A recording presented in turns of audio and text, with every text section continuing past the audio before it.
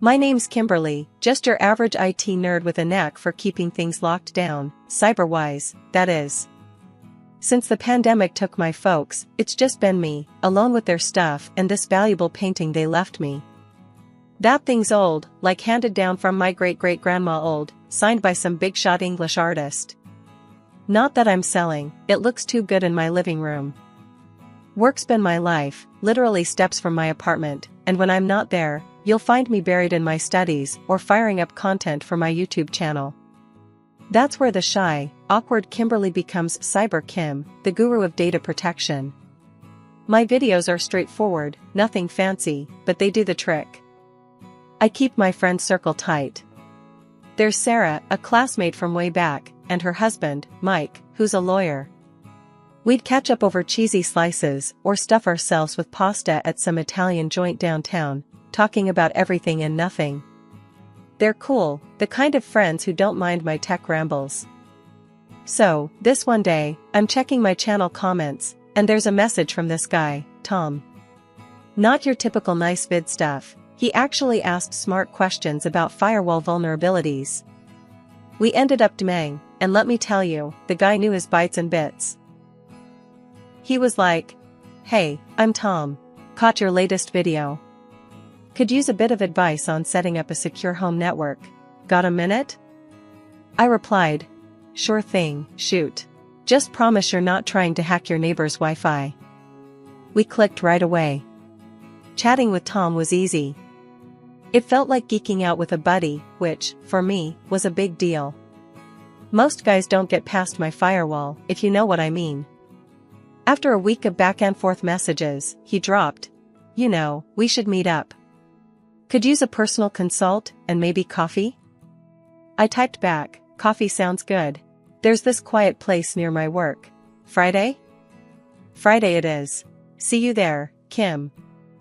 Meeting Tom felt like a big step. I mean, here I was, a girl who'd rather spend her Friday nights updating software, stepping out to meet some guy from the internet. But, something about him seemed legit. The day came and there I was, early at the cafe, fidgeting with my phone, scrolling through code updates to calm my nerves.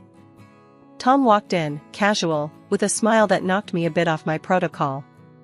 "Kimberly? Hi, I'm Tom. Thanks for coming out." I stood up, shaking his hand. "Hi, Tom. Hope this place is geek-friendly." We dove deep into tech talk, but it wasn't just that. Tom was funny in a witty, not over-the-top kind of way. He made tech talk feel like a cool hangout, not just a Q&A session. As we wrapped up, Tom said, "This was great.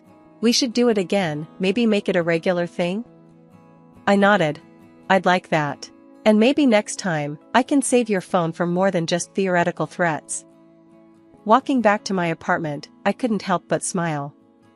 Maybe it was okay to let someone in, even just a bit.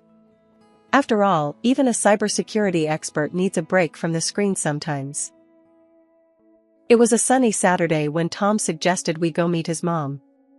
He'd been talking about it for a while, like it was some big deal. "It's just lunch, Kim.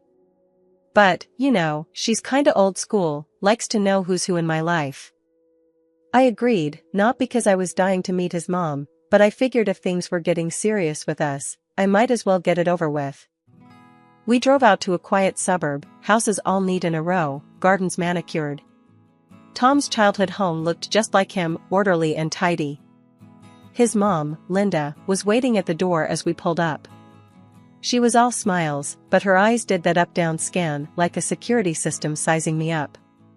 "Tommy, and you must be Kimberly. I've heard so much about you," she said, pulling me into a hug that felt more like a frisk. "Nice to meet you, Mrs. Anderson," I managed, stepping into the house that smelled of roast and something sweet baking. Lunch was on the table, everything laid out like a photo shoot for a family magazine. We sat down, and the interrogation began. Linda served the roast and fired off her first question with the same motion. "So, Kimberly, Tom tells me you work in computers? That tech stuff?" "IT specialist," I corrected, passing the potatoes. "I work on cybersecurity." "Oh, fancy," she said, almost sarcastically. that make good money? I choked on my water a bit. Tom jumped in. Mom, come on. Let's not get into all that. Linda waved him off. I'm just making conversation. So, Kimberly, do you own your place then? Must be nice, being independent. I nodded, unsure how much to reveal. Yes, I have my own apartment. Bought it all by yourself? No help from anyone? Her tone was curious, like she was digging for gold in my past. Just me, I said, feeling a bit cornered. Tom kicked me lightly under the table, giving me a just-go-with-it look. The meal dragged on, Linda's questions bouncing from my family background to my long-term career plans. I tried to steer the talk away from the interrogation vibe, but Linda had a talent for circling back. Finally, dessert was served, and I thought I'd use the chance to flip the script. Mrs. Anderson, Tom speaks so highly of you. Must have been a great mom to raise such a gentleman. Linda softened a bit. Well, I did my best. Tommy was always a good boy. Not much trouble, right, Tom? Tom smiled. Never, Mom. Kimberly's been great, too. She's really smart, knows her stuff. You should see her channel on YouTube, she's got quite the following. Oh, a YouTuber too? Linda's eyebrows went up. That's secure, is it? I smiled back, trying not to show my annoyance. Linda's obsession with money was somewhat tiresome. A year flew by faster than I'd ever imagined, and there I was, Kimberly Anderson, married and trying to adapt to a whole new chapter. Tom and I tied the knot in a simple ceremony, just close friends and family, and soon after, we settled into my apartment. Life as a married woman was supposed to be sweet, right? Well, it would have been, if only his mom, Linda, hadn't taken an overzealous interest in our lives, especially the financial part. It started with innocent visits. Linda would pop over, supposedly to see how we were settling in. But soon, these visits turned into full-on inspections. I'd find her eyes trailing after the new blender or the TV, and later, she'd casually mention how much those items cost online. Really getting your money's worth with that blender, huh, she'd say, scrolling through her phone to show me the exact price. But it wasn't just the comments. The frequency of her visits increased, turning our home into her daytime retreat. Initially, it was just coffee, but soon she was around so much that I barely had any downtime in my own space. One day, I tried to hint at the issue gently. Linda, don't you think it's great to have some alone time at home? I read this article about how solitude can be really refreshing. She just smiled, missing the hint entirely, or choosing to. Oh, I get plenty of alone time at my place, dear. That's why I come here, for a change of scenery and some company. Frustrated, I started scheduling errands or visits to Sarah's whenever Linda was over. But Linda, ever the persistent one, caught on and followed me one day. Kimberly, why don't we grab a bite at that new cafe downtown? My treat, she suggested one afternoon as I was almost out the door. Reluctantly, I agreed, thinking maybe public setting, different conversation. We settled into the cafe, and Linda ordered lavishly, appetizers, main courses, even dessert. After the meal, she patted her purse, then looked up with feigned shock. Oh dear, I've left my wallet at home. Can you believe it? There was a familiar twist in my gut as I reached for my purse and paid the bill, trying to keep my face neutral to avoid a scene. But the frustration was building. Once we got back to the apartment, I couldn't hold back anymore. Linda, I think we need to set some boundaries. You can't just show up and treat this place like your own. She looked taken aback, her face dropping into a mask of offense. I'm just trying to spend time with my son and you, Kimberly. I didn't realize my company was such an inconvenience. Before I could reply, Tom walked in, catching the tail end of our conversation. Kimberly, what's going on here? Why are you speaking to my mom like that? I turned to him, the day's frustrations boiling over. Tom, we need to talk about boundaries. Your mom can't just. But he cut me off, his tone firm yet annoyed. Mom means well, Kimberly. You're overreacting. Just try to be more welcoming, okay? Linda left soon after, her exit swift and silent, but the air remained thick with tension. For a few weeks after our last unpleasant exchange, Linda stayed away from our apartment. I was actually starting to relax again, enjoying the peace. Then one day, as I was dusting, I noticed something off about the painting my parents left me, the one that meant so much because of its history and sentimental value. It was hanging crookedly, which was odd because I always made sure it was perfect. Frowning, I straightened it and then stepped back. Something didn't feel right. That's when I decided to ask Tom about it. "Hey, did you move the painting?" I asked casually during dinner. Tom didn't look up from his plate. "Oh, yeah. Mom took it to get it checked out. She wanted to know how much it's worth." I stopped mid-bite, my fork hanging in the air. "She what? Why would she do that without asking us?" Tom shrugged, still not meeting my eye. "Mom's just curious, you know? You're always overreacting about this stuff." Deciding to confront Linda directly, I grabbed my phone and dialed her number. She picked up on the first ring, as if she'd been expecting my call. "Kimberly, dear. Good news about that painting. It's worth $500,000. We should really think about selling it." Her words made my head spin. "Linda, first off, it's not we. And you had no right to take my painting and have it appraised. It's not yours to sell." Linda's voice turned cold. "You're being unreasonable, Kimberly." And with that, she hung up on me. The next day, I came home from work earlier than usual, needing to clear my head after the bizarre conversation. As I unlocked the door, I could hear voices inside. When I stepped in, Linda and Tom abruptly stopped talking. Linda glanced at Tom, then at me, and hurried out with barely a goodbye. "What was that about?" I asked Tom as I hung up my coat. "Nothing important," he muttered, but his voice was too casual. The weirdness of it all made me uneasy. I walked into my office and noticed right away that things weren't as I'd left them. My computer was shifted, and papers were out of place.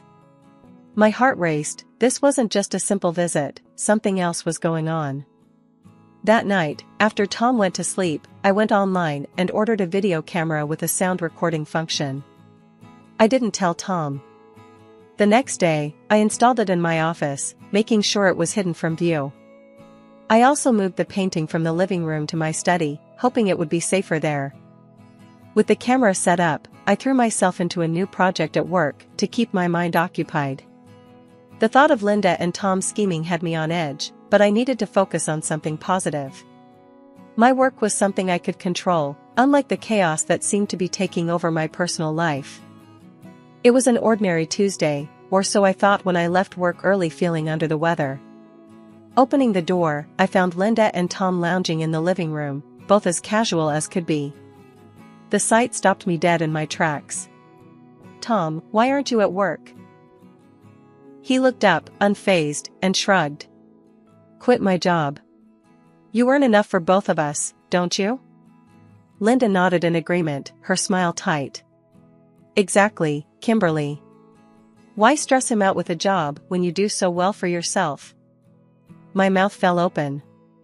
I couldn't believe what I was hearing. This wasn't just a visit, it was a revelation of their true colors.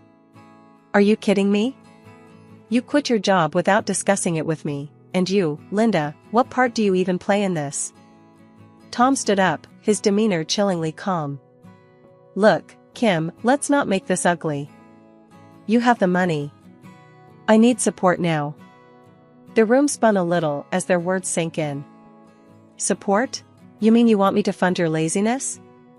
Both of you just sitting around planning how to milk me for everything I'm worth?" Linda's eyes narrowed, and she crossed her arms.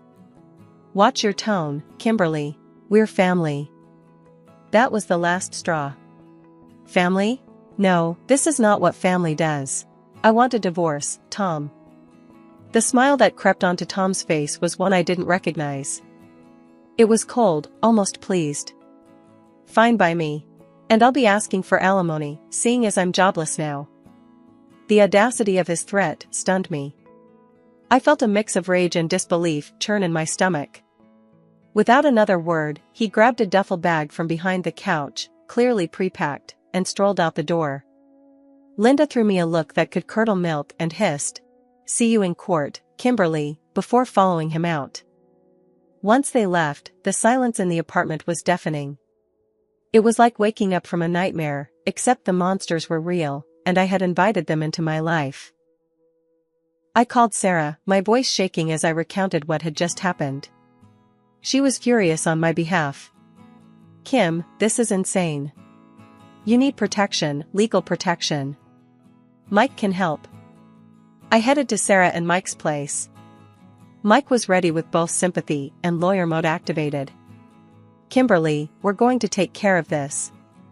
First thing, we'll file for divorce, and don't worry about the alimony threats. We'll counter every move they make. Tom quitting his job like that, it's manipulative, and we'll prove it." After talking things through, I returned to my apartment, feeling more determined.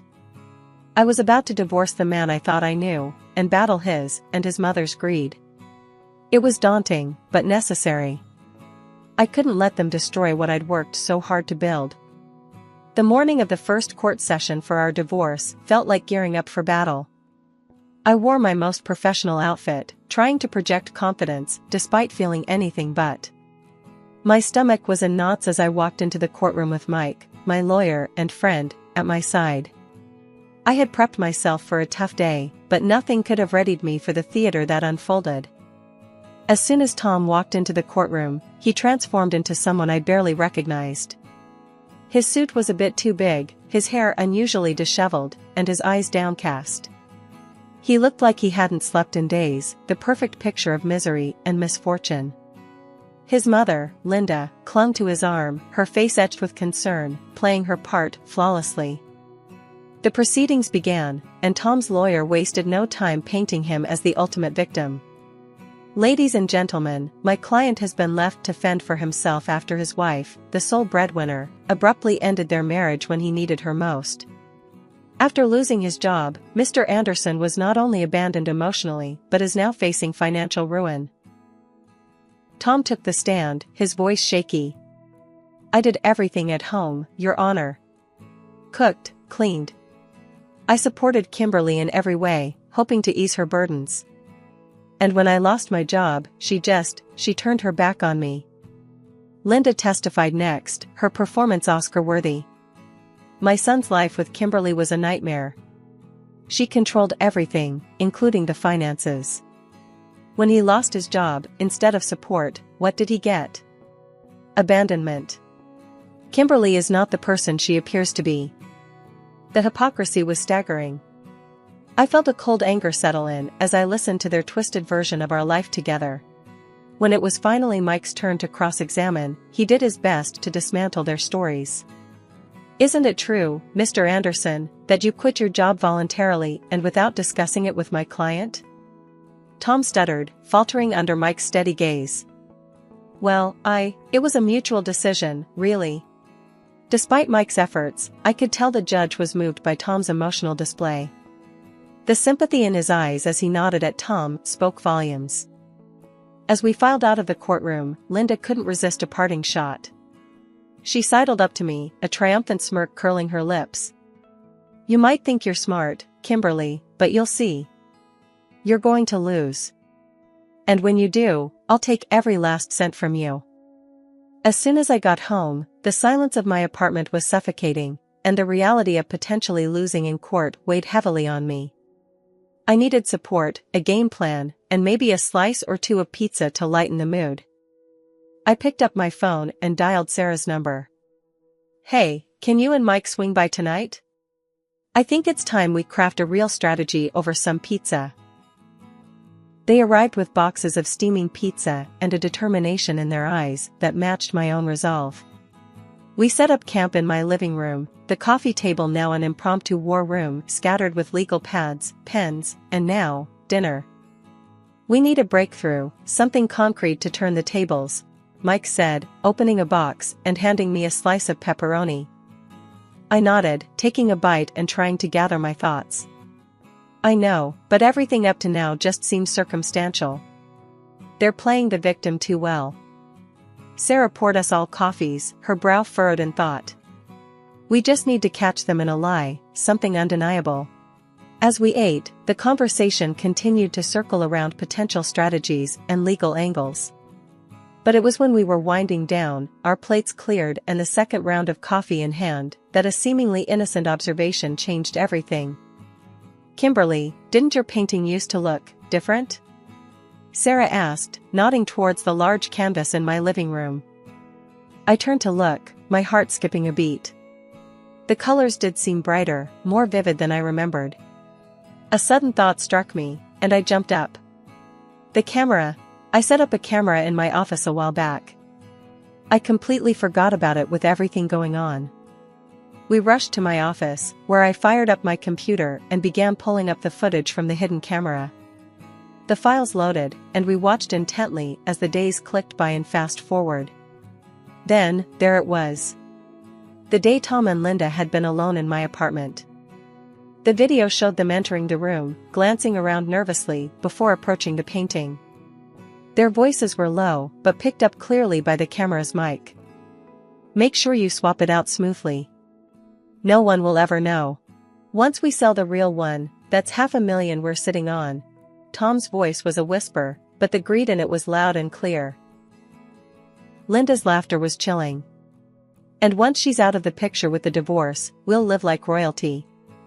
No more hiding, no more scrimping. Just wait, that alimony will be the cherry on top. My hands were shaking as I paused the video. We looked at each other, the gravity of the situation sinking in. This wasn't just petty theft, it was a calculated betrayal. We've got them, Kim. This is it. This video could discredit them completely in court, Mike said, his voice steady and confident. The rest of the evening was spent in a flurry of planning. Mike outlined our next steps, detailing how we would introduce the video evidence in court, ensuring its impact would be undeniable. Sarah helped me draft a statement, her words crafting a clear, concise narrative of betrayal and deceit. The morning of the final court session was unlike any other. As we entered the courtroom, I caught sight of Tom and Linda, smug expressions planted firmly on their faces. They had no idea what was coming. The court settled, and the judge called the session to order. Mike was the first to speak, his voice filling the room. Your Honor, we request permission to submit new evidence crucial to this case. The judge eyed him curiously. And what might this evidence be? A video with audio, Your Honor, revealing the true intentions behind Mr. Anderson and his mother's actions. Permission was granted with a nod, and the courtroom hushed as Mike connected the USB drive to the court's AV system. I watched Tom and Linda, their confidence faltering as the screen flickered to life. The video played, their voices echoing through the courtroom. Tom's scheming words and Linda's greedy laughter filled the air, the shock and murmuring of the audience growing with each passing second. As the recording ended, the judge looked sternly at Tom and Linda, who had turned pale, their eyes wide with fear. The judge banged his gavel, his voice booming. Based on this undeniable evidence, I declare the marriage between Kimberly and Tom Anderson dissolved. Mr. Anderson's claim for alimony is hereby rejected. He wasn't finished. Turning to his assistant, he barked. Call the police. We have theft and conspiracy to commit fraud. The courtroom erupted into whispers and gasps as officers entered and approached Tom and Linda. Linda's composure broke, tears streaming down her face as she was handcuffed. I'm sorry, Kimberly. I had debts. I didn't mean. Save it, Linda. You did mean to, I cut her off, turning away as the police led them out of the courtroom. The painting was returned to me a few days later. Life slowly returned to normal. I poured my energy into my work and my YouTube channel, helping people protect themselves from the very deceit I'd experienced. 2 years passed. Then, one afternoon, my phone rang.